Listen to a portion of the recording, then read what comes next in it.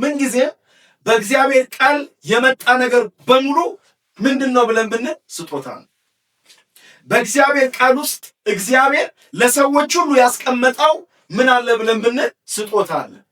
ከብዙ ስጦታዎች ውስጥ የመጀመሪያው ምንድነው ብለን ብንል የእምነት ስጦታ። ይሄ የእምነት ስጦታ ደግሞ ከምን ጋር ነው የተገናኘው ብለን ብንል ይሄ የእምነት ስጦታ ከመዳናችን ጋር የተገናኘ። መጀመሪያ የእግዚአብሔር ዓላማው እኛን ማዳን የሚፈልገው እምነትን ሰጥቶ ነው። ያለ እምነት ምን ስለሌለ? መዳን ስለሌለ እግዚአብሔር መዳንን አይቶልናል። ነገር ግን ላየልን መዳን ግን መጀመሪያ የሰጠን ምንድነው ብለን ብንል እምነትን ነው የሰጠን። እግዚአብሔር መዳንን የመሰረተው ወይም መዳንን ያስቀመጠው በምን በኩል ነው ብለን ብንል በእምነት በኩል ነው። ይሄ እምነት ራሱ ማን ነው ብለን ብንል ይሄ እምነት ኢየሱስ ነው፣ ሌላ ነገር አይደለም። እምነት ማን ነው ብለን ብንል እምነት ኢየሱስ ነው። እግዚአብሔር ለሰዎች ሁሉ የሰጠው አንድ ትልቅ ስጦታ ቢኖር ምንድነው ብለን ብንል ሰዎች ሁሉ ኢየሱስን አምነው የሚድኑበትን እምነትን ምን አድርጓቸዋል? ሰጥቷቸዋል። ለዚህ ነው መጽሐፍ ቅዱሳችን ጸጋው በምን አድኗቸዋል? በእምነት አድኗቸዋል። ማንም ምን እንዳይመካ ከምን አይደለም? ከስራ አይደለም ይላል። አይታችኋል? ጸጋው በምን አድኗቸዋልና? በእምነት አድኗቸዋልና። አይታችኋል? ይሄ ጸጋ ሰዎች የሚድኑበት በምንድነው ብለን ብንል በምንድነው? በእምነት ነው የሚድኑበት። ይሄ እምነት ደግሞ ማን ነው ብለን ብንል ይሄ እምነት የሚገርማችሁ ነገር ኢየሱስ ነው፣ ሌላ ነገር አይደለም። እስቲ እምነት ኢየሱስ ነው በሉ።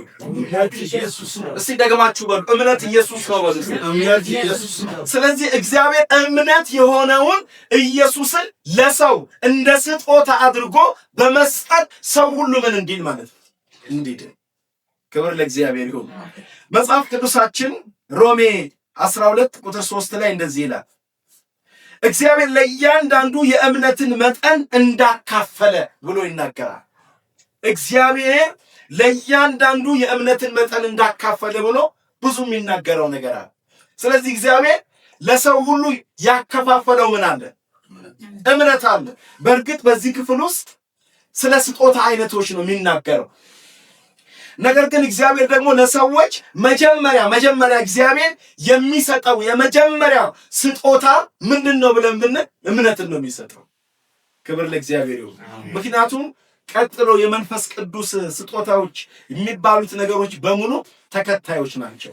የመጀመሪያው በኩሩ ግን ምን አይነት ስጦታ ነው ብለን ብንል የእምነት ስጦታ ኢየሱስ ክርስቶስ ማለት ነው። ክብር ለእግዚአብሔር ይሁን። መጽሐፍ ቅዱሳችን ገላትያ መጽሐፍ ላይ ሲናገር እንደዚህ ይላል። ገላትያ ምዕራፍ 3 ቁጥር 2 ላይ ይህንን ብቻ ከእናንተ እንድማር እወዳለሁ፣ በሕግ ሥራ ወይም ከእምነት ጋር በሆነ መስማት መንፈስን ተቀበላችኋል። መንፈስን የተቀበላችሁት በምንድን ነው አለ? መዳንን የተቀበላችሁት በምንድን ነው አለ?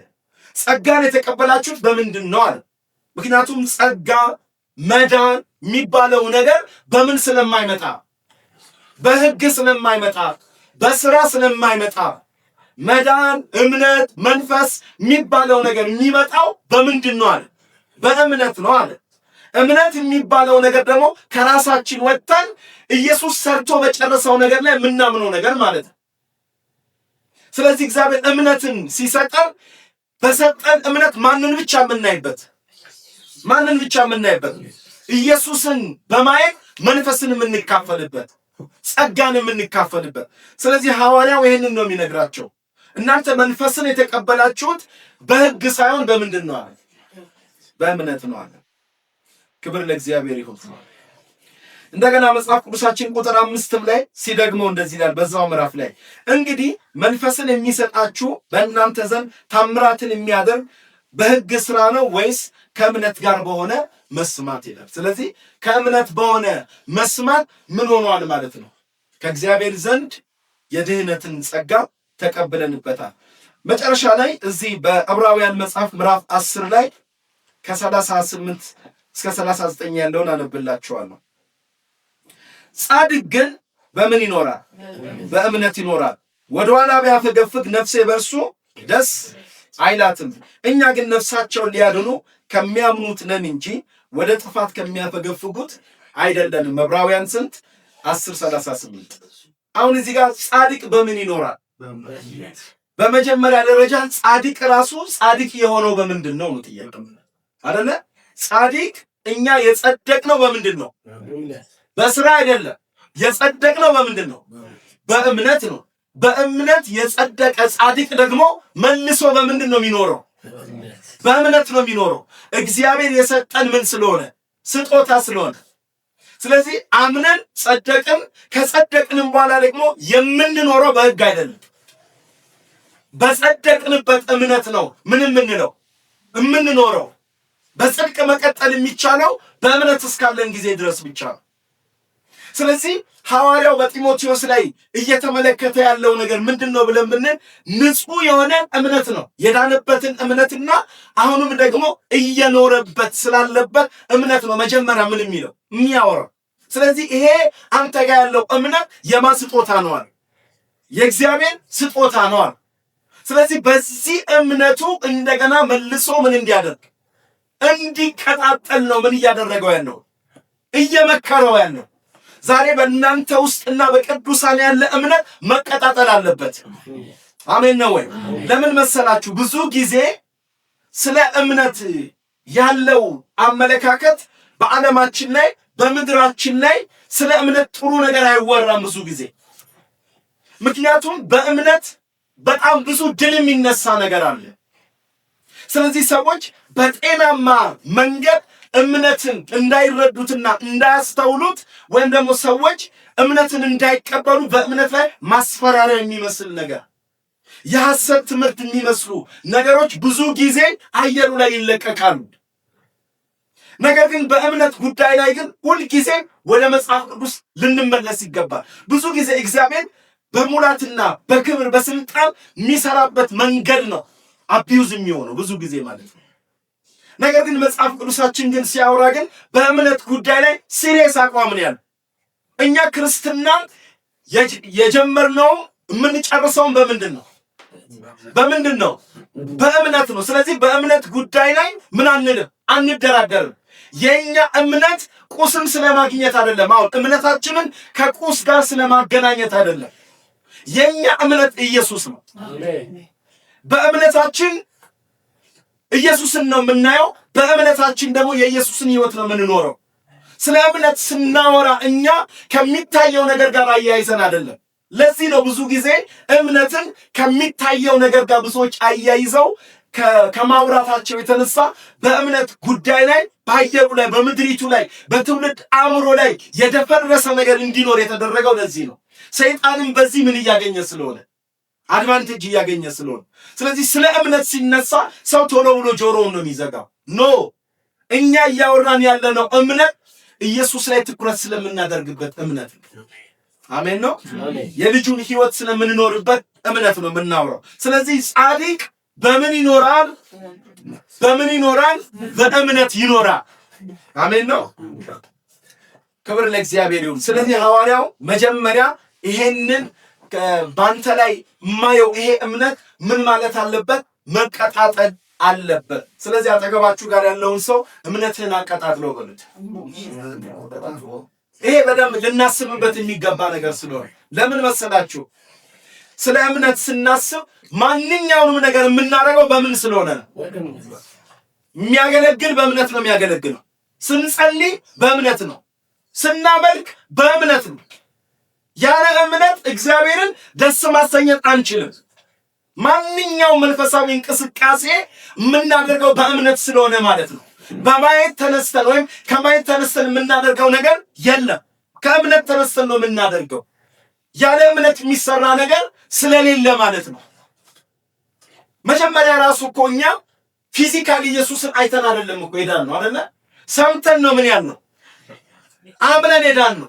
አሁንም ልክ እንደዚሁ ሳናየው እንወደዋለን። አሜን ነው። ገና መልሱ ሳይመለስ እንደተመለሰ እናምናለን። ለምን ብለን ብንል የእምነት መንፈስና መገለጥ እንዲህ ስለሆነ ማለት ነው። ክብር ለእግዚአብሔር ይሁን።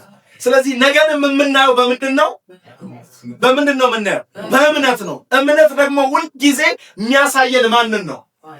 ኢየሱስን ነው። ስለዚህ እምነታችን በሆነው በኢየሱስ ነገን እንገዛዋለን። እምነታችን በሆነው በኢየሱስ በየትኛው አይነት ሁኔታ ውስጥ ሳንባረክ አንቀር። ሃሌሉያ! ምክንያቱም የኛ እምነት ኢየሱስን ፊተኛ ያደረገ ስለሆነ ማለት ነው። ስለዚህ በዚህ ጉዳይ ላይ መቀጣጠል አለብን። እምነት ይቀጣጠል። ሰይጣን የሚያምኑትን አይወድም። አምነው የሚያገለግሉ፣ አምነው የሚጸልዩ፣ አምነው የሚኖሩትን አይወድም። ስለዚህ ለዚህ ነው ብዙዎች በእምነት ጉዳይ ላይ ምናልባት ተዳፍነው ሊሆን ይችላል። በሚታየው ዓለም ላይ የሚኖርና በሚታየው ዓለም ላይ ቀመር የሚሰራ ሂሳብ የሚሰራ ከእምነት ወርዶ እንዲኖር ነው የሚያደርገው ማለት ነው። ብዙ ጊዜ የሚታየው ነገር የሚያጠቃው ሰው እምነት ሊኖረው አይችልም። ለዚህ ነው ሁላችንም ምናችንን መጠበቅ ያለብን? እምነታችንን መጠበቅ ያለብን። ሐዋርያው ጢሞቴዎስን ሲያየው መጀመሪያ ማስጠበቅ የፈለገው ማስቀጠል የፈለገው ማቀጣጠል የፈለገው ባንተ ውስጥ ያለውን እምነት ጠብቀው፣ እኔ ባንተ ውስጥ ያለውን እምነት ማቀጣጠል እፈልጋለሁ አለ። ዛሬ ባንቺ ውስጥ ያለውን፣ በእኔ ውስጥ ያለውን፣ በቅዱሳን ውስጥ ያለውን እምነት በጌታ በኢየሱስ ስም የተቀጣጠለ ይሁን። እምነታችን የተቀጣጠለ ይሁን። መጽሐፍ ቅዱሳችን እኮ የሰው ልጅ በምድር ላይ በመጣ ጊዜ እምነትን ያገኘውን ብሎ ጠየቀ። ጌታ ማግኘት የሚፈልገው እምነትን። ክብር ለእግዚአብሔር ይሁን። ይህንን በዚህ ልክ ከሰማ ነው ይበቃናል። ቀጣዩን ሐሳብ ስንመለከተው ሐዋርያው ጳውሎስ በጢሞቴዎስ ላይ ያየውን ሌላኛውን የእግዚአብሔርን ስጦታ ምን አይነት ነው ብለን ብንል የኃይልን ስጦታ ይለዋል አይደል መጽሐፍ ቅዱሳችን። እግዚአብሔር ባንተ ውስጥ ያኖረው ብሎ ከነገረው ነገር አንዱ እምነትን ይልና ይቀጥልና ደግሞ የኃይል ምን እግዚአብሔር የሰጠን የምን ይለዋል? የኃይል ይለዋል። ስለዚህ በጢሞቴዎስ ውስጥ የተመለከተው ሌላኛውን የእግዚአብሔርን ስጦታ ያየው የኃይልን ስጦታ በእርሱ ውስጥ አይተዋል። የሚገርማችሁ ሐዋርያው ጳውሎስ ለእግዚአብሔር ስጦታ የሚቆረቆር ሰው፣ ለእግዚአብሔር ስጦታ ጠበቃ ነው። የጌታን ስጦታ በቀላሉ አይቶ ምንም ማይል ነው፣ የማያልፍ ነው። ለእግዚአብሔር ስጦታ በጣም ዋጋ የሚሰጥ ሰው ነው። ስለዚህ ካየበት ነገር ሌላኛው ሁለተኛውን ኃይል አይቶበታል። ስለዚህ ይሄንን የእግዚአብሔርን ኃይል ደግሞ እንዲያንቀጣጥለው ነው ሲመክረው የምናየው። እግዚአብሔር በእያንዳንዳችን ውስጥ የኃይልን ስጦታ አስቀምጧል። አሜን ነው።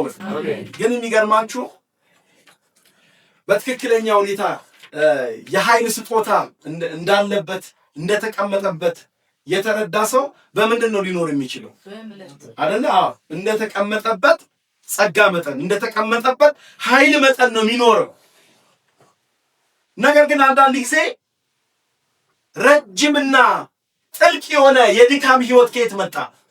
ምንን በመረዳት ነው? መጽሐፍ ቅዱስ በብሉይ ኪዳን እንኳን ምንድነው የሚለው? ደካማው እኔ ምንድን ነኝ ይበል ይላል፣ ብርቱ ነኝ ይበል ይላል። ስለዚህ በድካም የመኖራችን ምስጢሩ እግዚአብሔር የሰጠንን የኃይልን ስጦታ ካለማወቅ የመጣ ነው እንጂ እግዚአብሔር የኃይልን ስጦታ እንደሰጠን ከገባን በሰጠን ስጦታ ነው የምንኖረው። አጠገባችሁ ጋር ያለውን ሰው በተሰጠ ስጦታ ኑር በሉት። እግዚአብሔር የኃይልን ስጦታ ሰጥቷል በሉት። ስለዚህ በተሰጠ ኃይል ኑር በሉት። አሜን። ክብር ለእግዚአብሔር ይሁን።